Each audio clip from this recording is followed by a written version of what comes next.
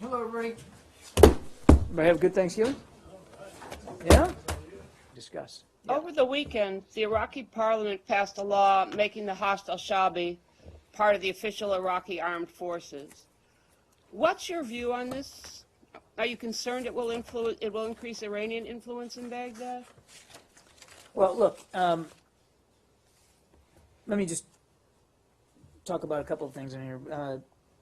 We think that the passage of this law, like all internal legislation, is an internal Iraqi matter. So I'm going to refer you to the government of Iraq for details on that. That said, the United States continues to support a sovereign, inclusive, unified, and democratic Iraq that serves the aspirations of all Iraqis. And we continue to support Prime Minister Abadi as he controls, commands, and organizes the campaign to go after Daesh inside the country.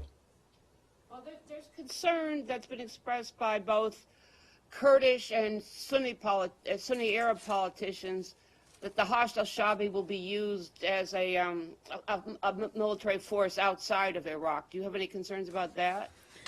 Well, I think, as I said, we've been clear that we want all forces fighting Daesh in Iraq, all indigenous forces, to be under the command and control of the Iraqi government and Prime Minister Abadi.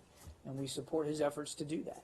This proposed legislation is certainly in keeping with what Prime Minister Abadi has said is important to him, which is having command and control over all the forces that are fighting Daesh inside the country.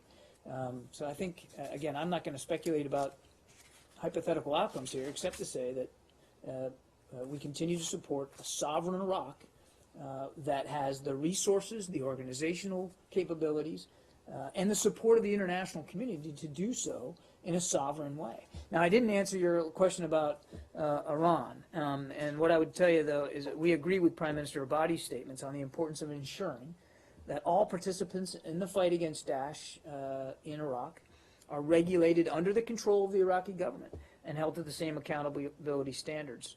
We're concerned, for our part, with helping Iraq rid the country of Daesh, and who, as you know, just last week murdered scores of innocent civilians at a rest stop.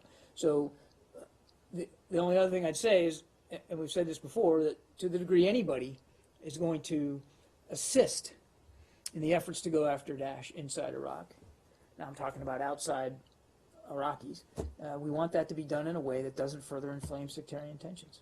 At present, the United States does not support militarily, say with air power, the Hashd al-Shaabi. If they become an official part of the Iraqi armed forces, would that change?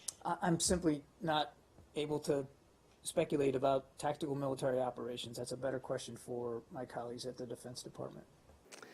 The Obama administration really doesn't want to deal with the question of the Hashd al-Shaabi. It is focused on defeating Daesh in Iraq and Syria. It has only 2 months left in office.